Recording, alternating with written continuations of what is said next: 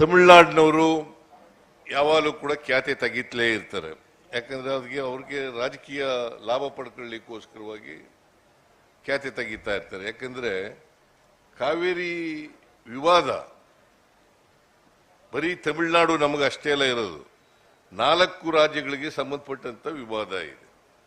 ತಮಿಳುನಾಡಿಗಿದೆ, ಕರ್ನಾಟಕಕ್ಕಿದೆ, ಕೇರಳಕ್ಕಿದೆ, ಮತ್ತೆ ಪಾಂಡಿಚೇರಿಗಿದೆ. ಪಾಂಡಿಚೇರಿ 4 ರಾಜ್ಯಗಳಿಗೆ ಸಂಬಂಧಪಟ್ಟಂತ ಇದು. ಈ ವಿವಾದ ಸುಪ್ರೀಂ ಕೋರ್ಟ್ನಲ್ಲಿ ತೀರ್ಮಾನ ಆಗಿದೆ. ನಾವು ನಾರ್ಮಲ್ ಇಯರ್ನಲ್ಲಿ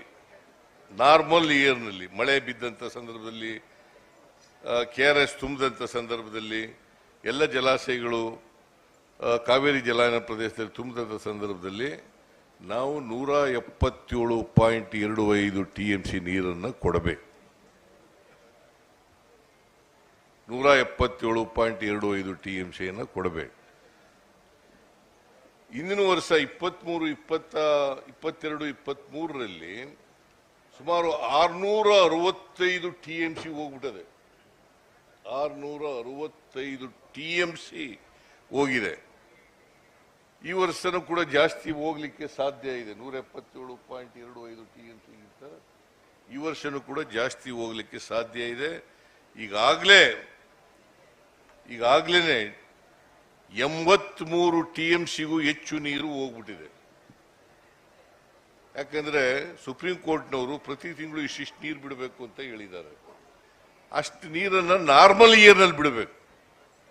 ಡಿಫಿಸಿಟ್ ಆದ್ರೆ ಅಷ್ಟು ನೀರನ್ನ ಕೊಡ್ಲಿಕ್ಕೆ ಸಾಧ್ಯ ಆಗೋದಿಲ್ಲ. ಸಂಕಷ್ಟದ ವರ್ಷದಲ್ಲಿ ಅಷ್ಟು ನೀರನ್ನ ಕೊಡ್ಲಿಕ್ಕೆ ಸಾಧ್ಯ ಆಗಲ್ಲ. ನಾವು ಈ ವರ್ಷ ಹೆಚ್ಚು ನೀರನ್ನ ಕೊಡ್ತೀವಿ. ಹೆಚ್ಚು ನೀರು ಎಲ್ಲಿ ಹೋಗ್ತದೆ? ಈಗ ಮೆಟ್ಟೂರು ಜಲಾಶಯ ಕೂಡ ತುಂಬಿದೆ. ಅಲ್ಲಿ ತುಂಬಿಕೊಂಡ್ಮೇಲೆ ನೀರೆಲ್ಲ ಎಲ್ಲೋಗುತ್ತೆ? ಸಮುದ್ರಕ್ಕೆ ಹೋಗುತ್ತೆ. ಆ ಸಮುದ್ರಕ್ಕೆ ಹೋಗೋ ನೀರನ್ನ, ಹೆಚ್ಚುವರಿ ನೀರನ್ನ ಕರ್ನಾಟಕದಿಂದ ತಮಿಳುನಾಡಿಗೆ ಹೋಗುತ್ತಲ್ಲ, ಆ ನೀರನ್ನ ತಡೆ ಹಿಡಿಲಿಕ್ಕೆ ಒಂದು ಬ್ಯಾಲೆನ್ಸಿಂಗ್ ರಿಸರ್ವಾಯರ್ನ ಮೇಕೆದಾಟು ಹತ್ರ ಕಟ್ಟಬೇಕು. ಇದರಿಂದ ನಮಗಿಂತ ಜಾಸ್ತಿ ತಮಿಳುನಾಡಿಗೆ ಅನುಕೂಲ ಆಗೋದು.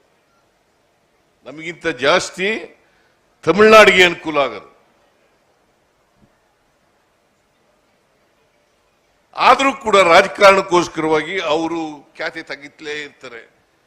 ಇವತ್ತಿನವರೆಗೆ ಕೇಂದ್ರ ಸರ್ಕಾರ ಅದಕ್ಕೆ ಮಂಜೂರಾತಿಯನ್ನ ಕೊಟ್ಟಿಲ್ಲ.